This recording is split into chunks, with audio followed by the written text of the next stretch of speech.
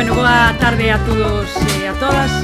É un placer para min estar aquí acompañando a Marta, estar por primeira vez tamén en Cartabón, que xa sei que delicto, pero bueno, nunca é tarde, salir de boa, porque aparte se estaba dicindo ao comezo que me parece unha librería moito máis grande do que me parecía nas fotos das redes sociais, entón, bueno, creo que voltarei outra vez. E decía que tamén é un placer acompañar a Marta, porque eu, aínda que son bastante lectora, sí que lle tiña medo a poesía, fai uns anos, non? Xa non lembro cantos, pero sí que recordo que un día Miriam Ferradáns, poeta de Bueu, que non sei se algúns coñecedes, pero é unha poeta que eu admiro moito, me dixo: non lle teñas medo, ti le que en algún momento algo che soará. E fixen iso. E neses primeiros libros que eu collín así, como intentando buscar sons, atopei con Na casa da boa de Marta da Costa, libro que estuve repasando tamén estes días, porque a verdad creo que atopei algunhas cousas neste que tamén estaban no outro, non? E por iso, bueno, estar hoxe aquí presentando estes papaventos abismados, pois é un placer. Decía que foi gracias aos libros como os de Marta que comecei a perderse medo. Eu no poemario ese da Casa da Boa vía, fui capaz de ver a miña boa e a miña nai neses versos que reivindicaban a bravura das mulleres e que nos dicía que nós, as mulleres, tamén podíamos ser fortes, fuxindo desa idea tan errada do sexo débil. Era ideas que naquele momento non escoitara tanto e que me gustou ler no poemario, nese poemario feminista, e que tamén vexo aquí nestes papaventos abismados, obra coa que a autora gañou o premio Filomena Dato e que dialoga con todas esas ideas e que tamén co feminismo. Papaventos abismados, non sei se algúns estáis aquí o lestes, pero eu creo que se pode ler como unha premonición, porque creo que en maior ou menor medida, tarde ou cedo, todas as persoas, nos vemos un pouco aí, non? No que a voz poética nos vai contando. Nesas mulleres que nos coidan e que despois serán as que nos coidemos, mulleres, homes, neste caso creo que son mulleres, as nais que se volven fillas, que se volven facer miúdas, que teñen medo, ese mesmo medo que tiñamos nós cando éramos pequenas e íbamos ao colexio, buscábamos nas mans das nosas nais que nos acougaban, e agora temos que ser nós, as fillas, as que deamos paz e as que intentemos acougar o medo que pode asolar as outras nais, non?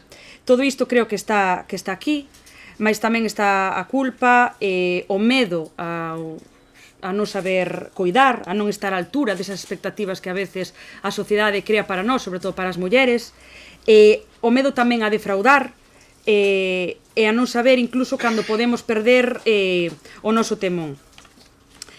Pensei tamén, mentres lía, na memoria, porque eu suelo estar bastante, non sei se a palabra é obsesionada, pero sí, gústame pensar moito na memoria, e sobre todo na memoria das persoas que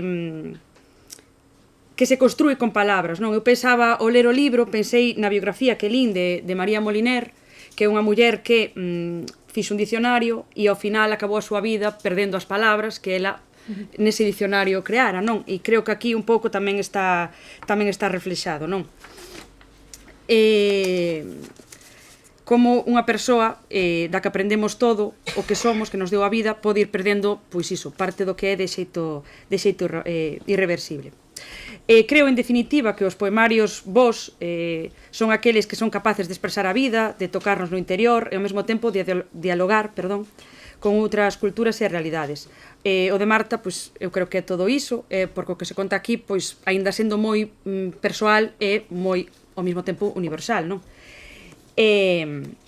Entonces, bueno, esta presentación, despois desta introdución e darlle aquí a benvida a Marta, pretende ser así unha conversa fiada, así como Penélope, facendo así un guiño ao anterior libro que ela coordinou no que recollía poemas de mulleres galegas, que chamou así Fala Penélope, pois vamos intentar tecer así un pouco de conversa. A primeira pregunta, Marta, é obrigatoria. Que son estes papaventos abismados? Que o título a mí me parece moi fermoso, pero... Vale, Agocha algo máis oscuro ou máis, non sei. Bueno, primeiro de nada, agradecervos que esteades aquí. Podíades estar escoitando mellor a algunha persoa máis importante, en algún lugar máis, non sei, emblemático da cidade, tal vez. En todo caso, estades aquí. E eu agradezo. Agradecer a Cartabón que dé acollida a presentación e agradecer a Tensi que aceptase pois acompañarme hoxe nesta presentación. Non sabía eu que comezaches tendo medo da poesía, pero xa ves que ao final non hai que lle ter medo a ningún. Pero conto moitas veces quizáis para tamén animar a xente que lle ten medo, porque creo que hai moita xente que lle ten medo. Claro, eu cando me din iso, eu sempre digo, é que non atopaches un libro que escribiron para ti, porque sempre hai un libro que está escrito para nós. máis de un, pero moitas veces o que nos falta é atopalo. Ben, dito iso, agora vai unha disculpa, porque, claro, fun tan destemida que puxe unha foto no Instagram. Se alguén veu por iso... Claro, se alguén veu por iso, que creo que non, pois mala sorte, porque pasei un pequeno traballo nas tardes de onte e de hoxe e quedoume na casa. Entón, imos ao título do libro. Que non é fácil, a mí non me resulta nada fácil titular un libro, e que é unha operación delicada, porque é o primeiro que ven os lectores, non?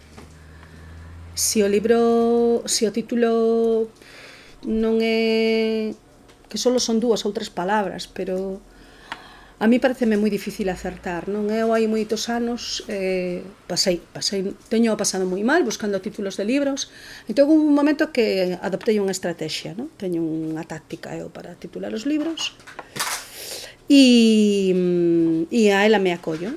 Entón vou zafando, máis ou menos, non sei, bueno, haberá títulos que estean mellor e outros que estean peor. E aquí bueno, atraíame a imaxe, non? Ás veces escribo un pouco por imaxes, quero dicir, cando estou escribindo un texto teño unha imaxe mental que quero traducir en palabras e estes pavamentos están aí, pairando, e non pairan sobre un lugar calquera, sino que pairan sobre un abismo, non? E para min era un pouco a imaxe gráfica que podía describir de alguna forma estes anos, este tempo que eu estou vivindo e que trasladei ao libro con intención de compartilo, porque, como ti dixeches, e gustoume isto que dixeches, que é un pouco premonición. Todas e todos imos pasar por aí, inexcusablemente. Agardo que teñamos a fortuna de ser vellas e vellos, verdade? O sea, que cheguemos a esa idade. E cando cheguemos alá, pois chegaremos, quen sabe en que circunstancias, e sempre vamos a precisar de alguén que nos acompañe. Por tanto, é algo que nos vai pasar a todas e que nos vai pasar a todos. E bueno, para min era a imaxe nese momento, non? E de feito, pois bueno, están sacados de un poema no que xustamente se fala dese estar sobre o abismo, non? É dicir, non sabes se te vas a precipitar e romper, se vas a seguir pairando, e o único que queres é agarrarte ao presente e que non pase nada, non? Non romperte nesa caída, que a vai haber, claro, e ti estás acompañando xa unha caída. Entonces, bueno, eu o que quería era un pouco construir esa imaxe, non? Pero o título entendo que saiu despois de crear os poemas. Vale. Sí, a ver, o meu proceso de escrita habitual sedimentario, quero decir, vas escribindo e logo peneiras, e cando te has peneirado, ás veces atopas, ás veces non, e neste caso, pois, atopei, non é un libro moi extenso, son uns poucos poemas, e bueno, a min había cousas que me preocupaban deste libro, non? Por iso o poema final, porque non quería escribir unha elexía. Entonces, bueno, aí hai unha parte que sí que me resultaba preocupante, E bueno, intentei máis ou menos pois, manter un ton, non? E logo descubres sobre os teus propios textos que foches sedimentando ao longo do tempo, non? Pois que hai unha evolución entre eles, que contan máis cousas das que ti pensas, que se colocan diante de determinadas situacións, é dicir, hai un xogo de espellos, non? Porque ti retratas ou falas da situación dos coidados e faz un relato que vai da coidadora á coidada, para ir un momento no que a coidadora sabe que vai ser coidada, entón aí invírtense os planos, non? E aparece o medo ao futuro. Bueno, e hai unha, é dicir, hai un trasvase, hai unha evolución e sempre o que ti dicías, non? Preguntarse si o que faz é o que debes facer, é o que queres facer, é o como se debe de facer, porque logo, é dicir, nós socialmente temos educáronos dunha determinada forma e, bueno, hai cousas que a día de hoxe non dicimos libremente. Eu hai cousas que penso e non digo, porque socialmente non se aceptan. Non está, quero decir, racionalizar a vida. Entender o proceso vital como un proceso que se inicia e que remata, biolóxico, e que, por tanto, todo ten un fin, e que o que vai ter un fin debe ter un fin digno, e que ás veces a dignidade é sinónimo de acurtar. Pois eso non é doado de dicir. É doado de dicir cando dis sobre ti mesmo, ademais. É máis doado. Pero bueno, quer decir que ainda temos unha serie de tabús que non nos permitimos romper, non? E algunhas persoas que xa pensamos outras cousas, pois tampouco o facemos. Non nos expoñemos a romper algúns tabús, non? Que son unha das circunstancias que temos diante de nós. Hoxe me chamaba Xestoso e eu lle falaba da identidade. Eu dicíalle, para min, os procesos de deterioro cognitivo polo que poden pasar as persoas son profundamente inxustos, porque perdemos a identidade. Físicamente, que teñas achaques, que non saibas que hoxe é mércores ou que penses que estás en marzo, sabes? Eso é simple, o que está ao lado diche é xaneiro e xa está, non pasa nada. Pero e cando deixas de ser ti? Porque deixas de ser ti. Deixas de ser a persoa que eras, non? Bueno, eso é complicado e a min particularmente me parece un proceso doloroso, difícil de aceptar e bueno, sobre o que nos queda moito por falar, Porque decimos, bueno, nos acompañamos e tal, sí, claro que nos acompañamos, E como? Como nos acompañamos?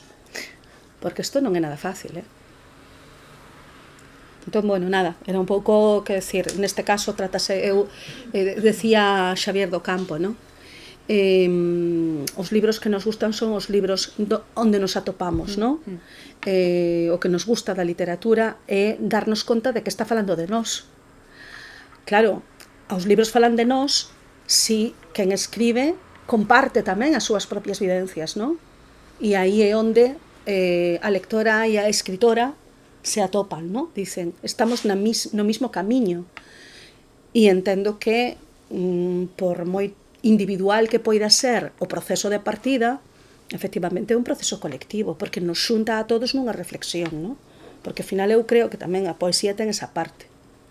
A dizer, a poesía é sonoridade, pero na súa profundidade tamén nos axuda a pensar e a reflexionar, non?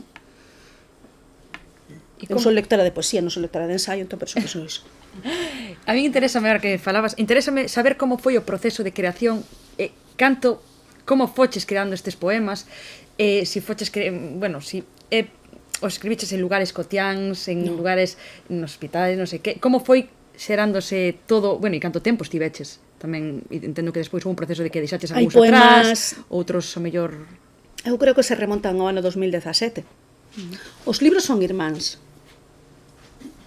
Os meus libros son irmáns. Vale. Claro. Pois entón non está mal a visión que eu intentei ver aí de... Son irmáns, non? Quero decir, a ver, claro, un libro de hoxe do ano 2024 non é irmán de un libro do ano 2005. Pero os libros dos últimos... caramba, 7 anos, 7, 8 anos son irmáns. Quero decir, nacen nese proceso caótico sedimentario de composición, non? Logo ti fas un proceso de reelaboración dos textos que tes, non? E inicias un segundo proceso creativo, que é onde limas e ademais onde aparecen novos textos que van a facer o conxunto, non? Porque eu son partidaria de crear libros na medida do posível. Non é doado. Necesitas ter un determinado volume de textos que falen máis ou menos do mesmo. E en poesía non sempre é fácil, non? Entonces, bueno, sabemos que temos moitos libros de poesía que son coleccións de poemas que ás veces non gardan relación entre sí, ou non. Eu gústame na medida das miñas posibilidades, se eu podo, pois tirar a un conxunto. Acabo de darme conta que non puxen o teléfono en silencio, así que idesme permitir que o vai a coller. Despois, claro, ven ese segundo proceso de creación do libro. É dicir, ti primeiro escribes, sedimentas poemas por aquí, por alá, Pero tamén vas... Hai temporadas que irás escribindo sobre as mesmas cousas ou non? Sí. Entón... Sí. Sí, eso, claro, ti o día que teña que me xubile e empece a escribir a miña biografía, os poemas vanme axudar porque coas súas datas sei que cousas me ían preocupando, non? Ou que cousas me molestaban. Quero dizer, aí si tes un proceso cronolóxico, evidentemente. A ver, toda obra de arte é un diálogo co contexto. Entonces, cando escribes, efectivamente estás dialogando co teu contexto, co contexto que che rodea, non? E, bueno, logo... Pois eso, faz un segundo proceso de reelaboración dos textos buscando a unidade e creando o conxunto. Aí nacen novos textos outra vez. E, bueno, aí o proceso de ordenación vas modificando. E, bueno, aí vas puindo e é cando aparece a ficción tamén, non? É dicir, ao final... somos moitas as autoras e os autores que estamos de acordo en que o que facemos é unha reelaboración dun proceso de vida.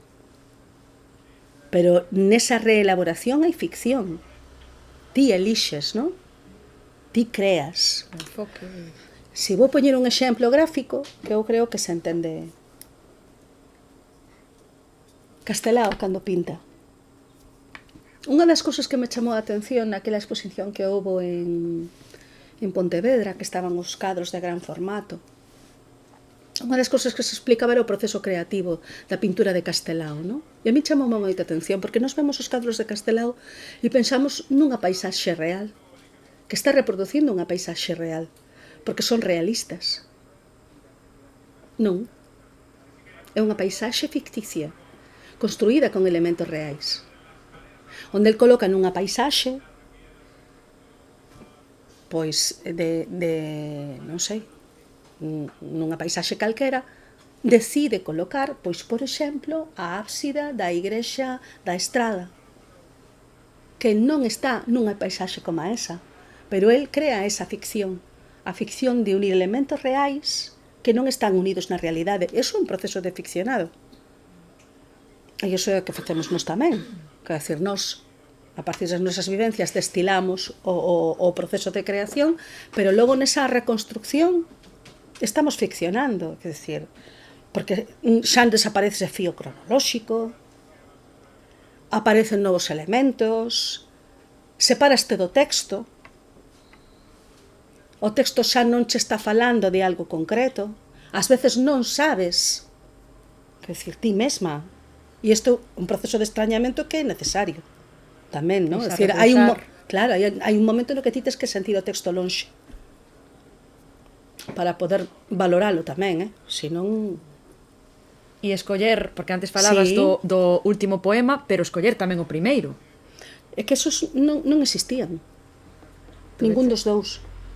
Foi creado unha vez... A ver, ao millor sí. Ao millor existía un poema que foi modificado, moi modificado. Agora, son moi bonitas os como se chama? Ás veces faltan máis palabras. Os manuscritos, verdade? Ver aí como emborranchan. A Paco Souto encantáballe. Gustaballe tanto que cando facía algunha publicación, ás veces facía sí. as publicacións esborranchadas, decía, non, como escribiches? Coa túa letra e cos riscos que fixeches e tal, non? Ten un atractivo, eu recoñezo. O problema é cando deixas de escribir a man. Non? Xa non hai esborranchos. Pois agora hai. Agora xa, nos últimos anos tamén entras nun proceso en que non borras todo, deixas os riscos ali para saber como foi ese proceso de evolución, non? Pero bueno, desde que ti comezas, escribes un poema a primeira vez até que se publica, Nada que ver. hai un abismo. Nalgúns poemas non, e noutros poemas sí. E logo, habitualmente, as escritoras e os escritores somos obsesivos nas correccións, nunca nos gusta. Entón corrixímolo sempre. É un peligro para os editores, moi cansino, recoñezo, pero, bueno, hai cousas que non corrixes máis, dices, xa está, pero hai outras que estás corrixindo. E está ben. Eu, por outro lado, penso que está ben sentirse insatisfeito e que nunca chegaches a cuestión definitiva, non? Manter esa necesidade de mellorar. E cando xa publicaches o libro... E cando xa publicaches o libro, a Ainda veces non o abres por si acaso. Ah, vale. Por decir, ai, agora poñería Sabes este o que- poema mellor aquí. Mira, primeiro, os libros, todos os libros teñen grallas. Benditas sexan. Se non ten grallas, chungo. Ah, que grallas. Entón, eu son esta, que, ai, que bonito, chegou o libro. Abro e digo, joder, pasóuseme. Sí? A min e a correctora da editorial. Bueno, por eso, ao final, acabas colléndolle cariño ás grallas, que ademais dan conta de que non hai inteligencia artificial, porque a inteligencia artificial non ten ese tipo de erros, pero non sí. E bueno, sí que corrixo, sí. Sí. E se chego a reeditar algún libro ou a facer algunha cousa, porque xa estou nesa idade, cambiaría a cousa, sí. Eu vexo os meus primeiros libros e cambiaría Que poden moitas. medrar darlle outra volta, non? Ou podenlle caer plumas, poden caerlle, así, que lle caian os pelos, que se quede un pouco calvos, igual lle sobra algo, pero e cambiaría cousas, non? De feito, cando recito, ás veces recito textos editados e non os recito igual. Sí, iso hai xente que mo ten comentado, que evoluciona o poema.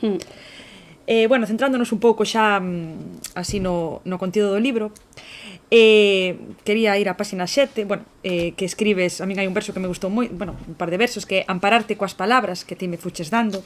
E a raíz destes versos, penso que decía antes o de que cando somos pequenas aprendemos das nais e das avós, e cando medramos asistimos ao deterioro e somos nós as que debemos cuidalas.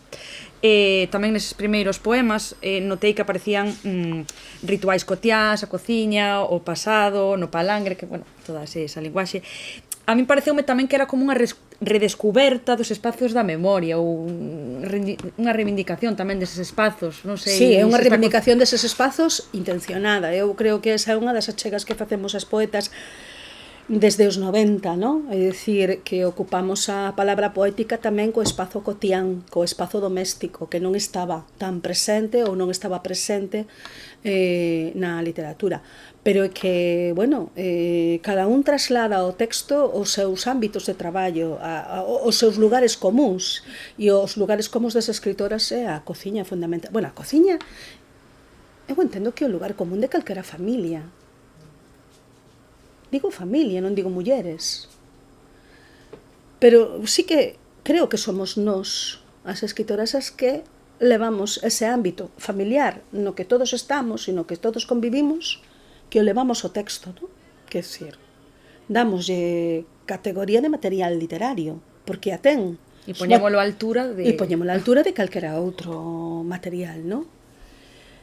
Logo, bueno, pois tamén é moi simbólico o espazo da cociña, o espazo dos labores domésticos é moi simbólico, dache moitos recursos e permite tamén, bueno, pois tamén enriquecer o vocabulario do poema, non? Mirade se é importante o espazo da cociña, que lle vamos a dedicar as letras galegas do 2025, é o espazo da cociña. Quer dicir, cando cantaban?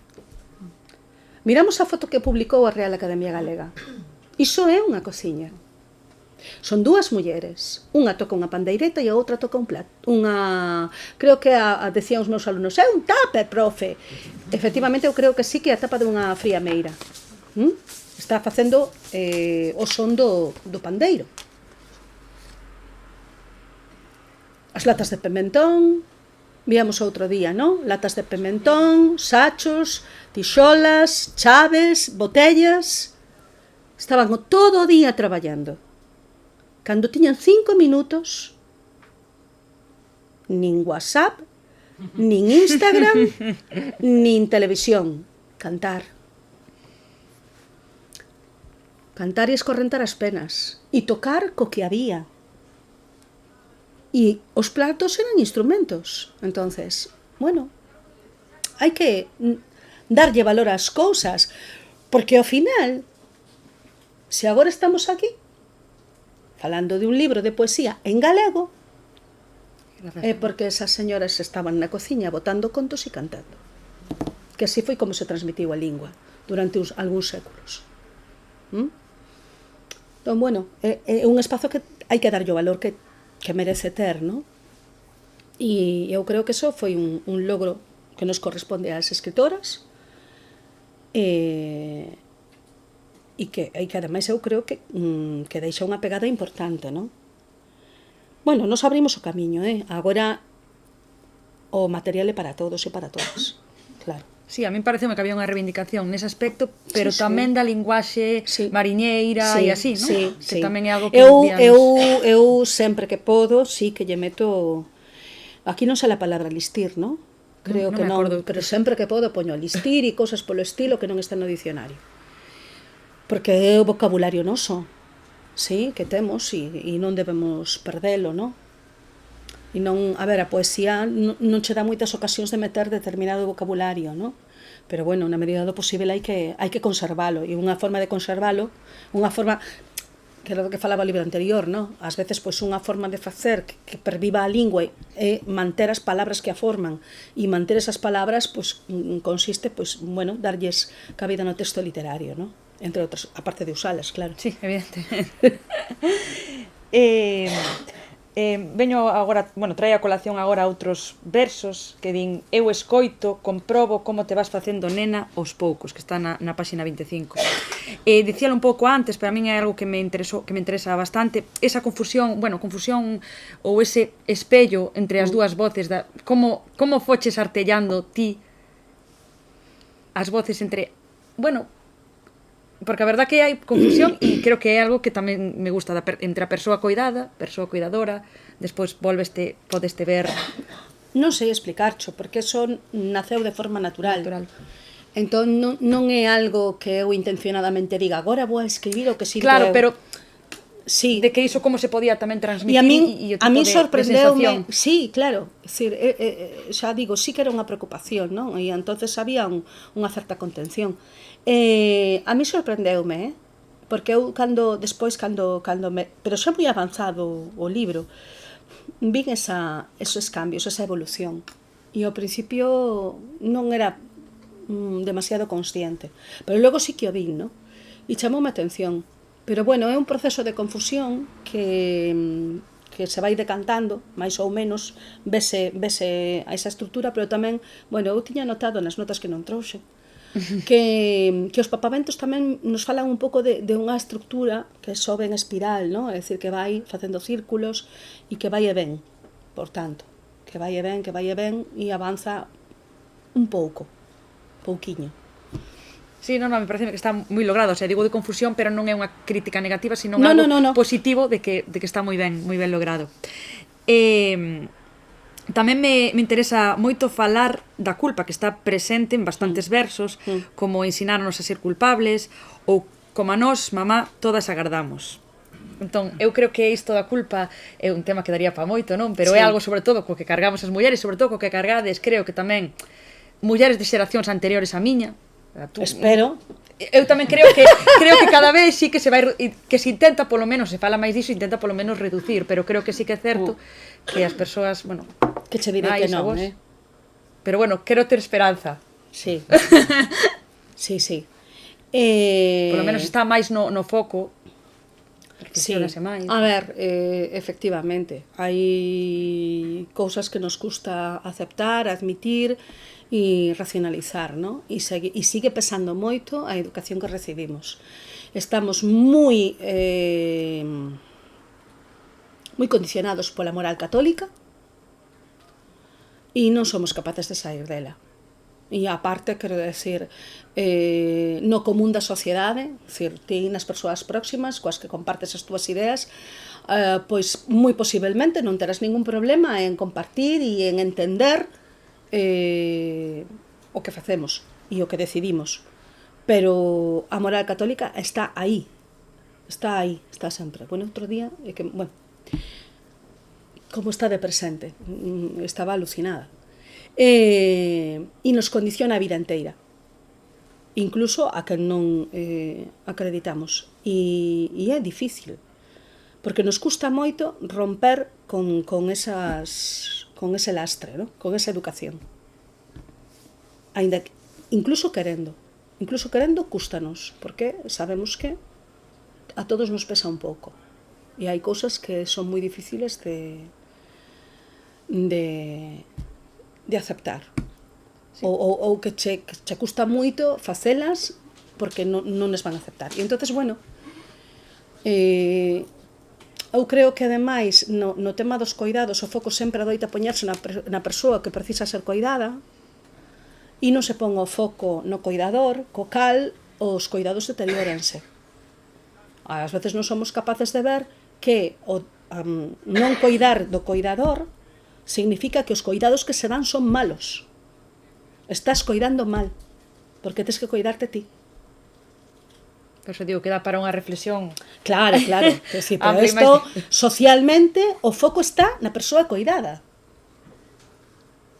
Non se entende que ti busques tempo propio, actividades propias, lecer, escaparte, fuxir. Esas contradiccións Eso non se entende, decir, porque o que se che exixe é que esteas permanentemente atenta á persoa que precisa ser coidada. E claro, eso crea unha serie de problemas que despois dan lugar a que o coidado sexa de peor calidade. Sí, é que iso é algo que se ve bastante no libro, esa dualidade, esa contradición entre buscar ese tempo libre, estarei no facendo ben, mal, e esa responsabilidade que supostamente che colocan aí.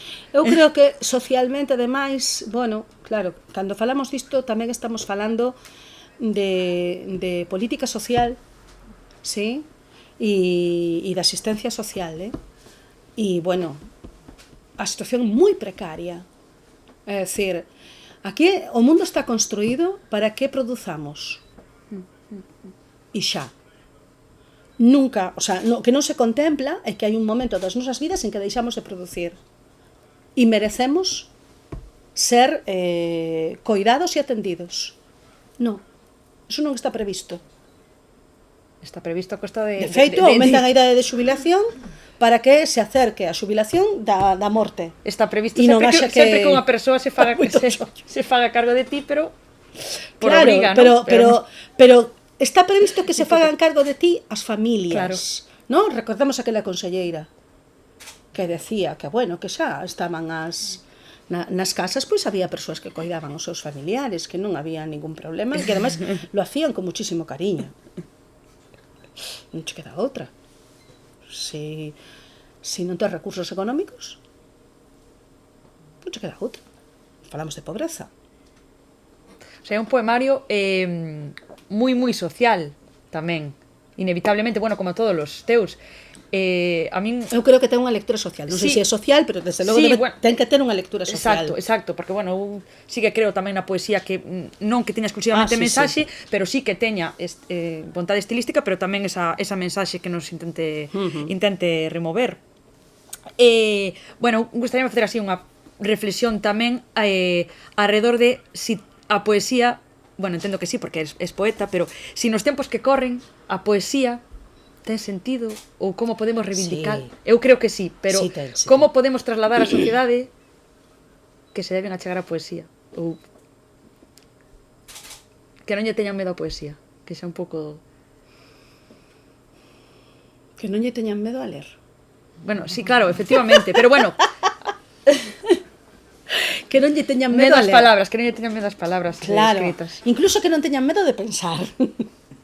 Igual ese é o problema. Valles pasar que igual empezan a ler e empezan a pensar, que non teñan medo. Que pensen, que deixen voar a imaginación. Que imaginen o que queiran. De momento, o que imaginen vai estar aquí dentro das súas cabezas, non llo vai ver ninguén. Que non se preocupen por iso. É difícil a pregunta. Tampouco o mundo no que vivimos hoxe nos axuda. Temos que ir moi rápido. Exacto. Temos que ir moi rápido. Temos que atender a moitas cousas e temos que facer moito escaparate social. Entón non hai tempo para ler, para viaxar na lectura. E para pararse. Claro. E se perdeu a idea de que a través da lectura podes construirte, podes imaginar outras vidas, podes viaxar mentalmente, que enriquece. E entonces, bueno, hai que convencer as persoas de que iso é así, que ler un libro é como ver unha película, ou non, solo que fai pero pensar máis. Pero levache máis tempo. Non, depende. O que pode pasar é que faga pensar, que estás lendo e fai pensar. Bueno, e entonces, sí, é verdade que as persoas necesitan atopar ese libro que lles fale a elas. Eu tamén creo niso, non? E ao mellor algunhas persoas, a sorte que tivemos é que xa de moi novas atopamos ese libro que nos falou e entón seguimos, dixemos, pois aquí ten que haber máis. Pero, bueno, eu que sei, eu, por exemplo, pola miña profesión, pois intento na medida das miñas posibilidades enganchalos, non? Ás veces teño éxito, Sí? Sí. Xa nos dirás a sí. técnica. Non, paixón. A técnica é paixón. Eu, vedes que falo pouco, e así con este pouco que falo, contolles de que van os libros que lle propoño que lean. E ás veces... un resumen antes. Sí, preséntollos. E entón, ás veces, pois, paso eu tamén falando dos libros que lles transmito o moito que me gustan. E daquela é cando lle entran ganas de lelos todos. Ai, profe, que agora non sei cal ler, porque claro, dixeches unhas cousas, digo, bien, dixen ben o meu traballo, non? E outras veces non. Pero eu, e ás veces é cousa de pararse a ler, de darlle a interacción adecuada, de facelos ler, de destripar un pouco o texto. Bueno, intento, pero sí que me dou conta, cada vez gustalle menos ler, a todos lemos menos, penso, eu a primeira. Eu non, pero... Sí, eu leo menos. Eu leo menos. E o problema é que te habitúas a ler menos. E temos unha serie de xoguetes que axudan a que leamos menos. E que estamos máis dispersos. Estamos moi dispersos. Eu que sí que noto, e supoño que é algo que tamén a xente non son capaz de concentrarme tantas horas como era antes, e supoño que eso ten moito que ver co tempo que vivimos, que ahora os rapaces e rapazas non son capaces de mellor pasarse, todo moi rápido. Claro, e tú vies un vídeo de 1 minuto en Instagram e, pues claro, comparado con iso, das clases magistrais ás unidades didácticas e agora xa estamos nas secuencias didácticas, claro, o máis curtas posíveis. Cambia de secuencia varias veces durante a mesma clase. Entonces é unha ansia de estar sempre motivando, igual hai que aburrirse un pouco. Sí, eu creo que, exacto, é que a lectura tamén parte un pouco de Igual temos que aburrirnos un pouco, porque estamos sempre hipermotivados. Bueno, nada, a mí gustaríanos que agora, xa que nos queremos que nos leras algúns destes con a entonación adecuada, como tal, e a ver si nos... A ver si anotei ben os poemas. Podías ler o primeiro e o último, así para... Ti crees? Sí? Bueno, porque o No di sei. ela, No, digo así para, non sei, xa que falamos do primeiro e do último, falamos deles, pois sí. un pouco Vale, pois entón... para que lle den ganas de ver que hai no medio.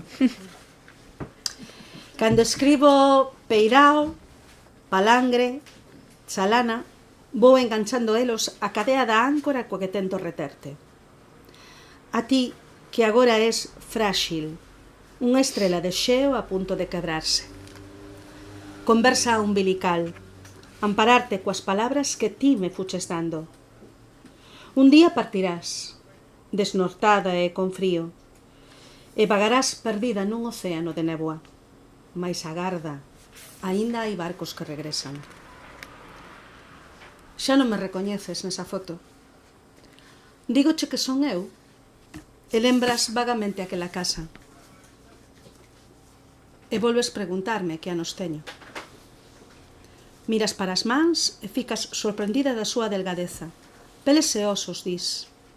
Eu tamén vexo a artrose a deformar contornos. Cociño para ti. Repito as receitas que aprendín pegada á túa saia, absorbendo até o mínimo detalle, contemplando a maravillosa alquimia das tarteiras.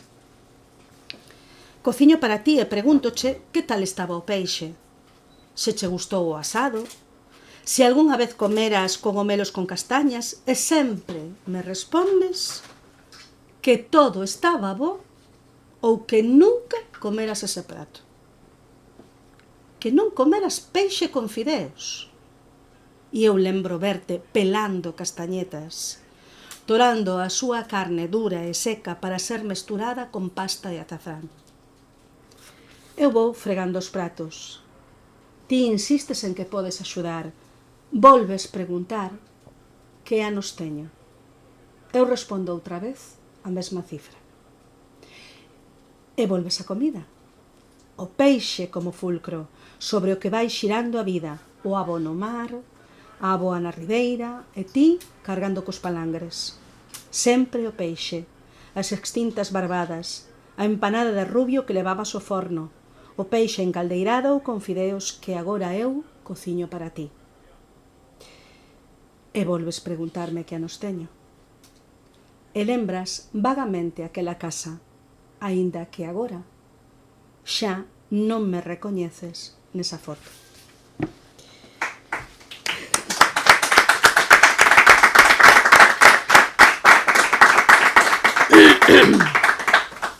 Ensináronos a ser culpáveis e entregáronos unha cartografía exacta do que se acardaba de nós. Cada vez que nos desviamos, hai un parafuso na conciencia que vai xirando contra a calma e nos lanza sobre un muro ríxido onde nos esfacemos con marea. Non son unha boa filla. Sigo desviándome para entender esas outras cousas que non te amparan a ti e reconciliándome.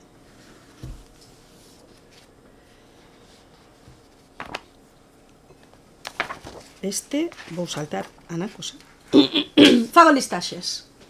Ou leo moi rápido. Fago listaxes, ordeno tarefas por orde de prioridade, tento amarrar a memoria inmediata das aparentemente pequenas cousas que suxeitan esta palafita en equilibrio sobre as areas movedizas que aínda están aí, no branco e negro das imaxes da infancia. Fago listaxes e coloco unha e outra vez tarefas pendentes que se van repetindo semana tras semana como fantasmas exixentes que esgazan o sono e reclaman unha atención que non lles podo dar, succionada pola ausencia e o tempo que borra os días e os seus feitos sen deterse. Fago listaxes porque non son quen de lembrar se hai leite na despensa ou café para encher de aroma a casa na mañá, se quedan mandarinas doces e aromáticas, se preciso fadiña para amoados lentos, ou se hai aceite escuro e opaco para cubrir as torradas dun pan que nunca abonda. Fago listaxes para lembrar os libros que ofrecín, as respostas que debo, as chamadas que teño que facer e nunca fago, para lembrar amigos que un día preguntaron, para escribir este poema que fala do que esquezo. Fago listaxes para deter o movimento das mans atarefadas en múltiples traballos que se van esfarelando como pó ou cinza, como se nunca fosen feitos. Louza sucia e amoreada no vertedeiro frío, sempre sucia, sempre amoreada. Fago listaxes para lembrar as rúas das cidades distantes, a cor do ceo das prazas ateigadas, mentres un home manexa os monicreques que berran por nós a nosa anguria. Fago listaxes para saber que proporción de auga morna, canta chuvia, cantas horas de sol, cantas flores na roseira e camelias, cantas tomateiras ou flores de lavanda, preciso para crer nun ceo de nubes lentas e clarísimas, no silencio, na sombra. Fago listaxes para atar as palabras ás polas delgadas do limoeiro e protexelas da friaxe que as deixa atrapadas no fondo dun pozo escuro sen roldana. Fago listaxes para que os vosos nomes deseñen a forma das pálpebras e a altura das meixelas, as vosas faces, os vosos ollos, as vosas conversas. Fago listaxes que esquezo nos días que ascenden como fume das lareiras e ala vai a memoria. Música que voa e que se apaga e fica extraviada na atmosfera e non sabe recoñecer o lugar en que cae, pousa, desaparece. Seguirei os teus pasos. Como a noite segue o día, o outono a primavera, sentindo que se borran os perfís dos lugares que habitei. Vendo como se desprenden as lembranzas tras o paso dun vento leve. Haberá un momento en que serei de pánico. A pesar de ter corcosido os días coa ironía da certeza, defendéndome da sorpresa do futuro. Mais sinto que esa será a herdanza que me deixes. As coplas daquel tempo de uniformes militares que ti cantabas entre catro paredes, mentres desfacía as mans entre auga fría e lixiria. Serán as últimas en borrarse, as frases tráxicas das vencidas no amor e na propia vida. Eu xa vou anotando nos libros as palabras que me traducen para recoñecerme cando esqueza que os lín. E amoreo imaxes dos lugares andados, e lilainas insignificantes que prenden como arpeus nos andéis que recobren as paredes da casa, tal que mapas imposíveis que chaman a desorde, para que o tempo se perda cando busque a memoria. E o poema que fecha...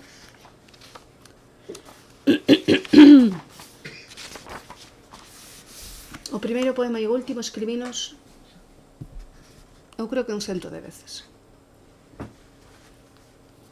Elexías non, cancións para o presente, mentres camiñamos tantas décadas despois, invertidas as alturas. De novo de mans dadas. Non elexías, non. Cancións para o presente, bailándomos a vida. Moitas grazas.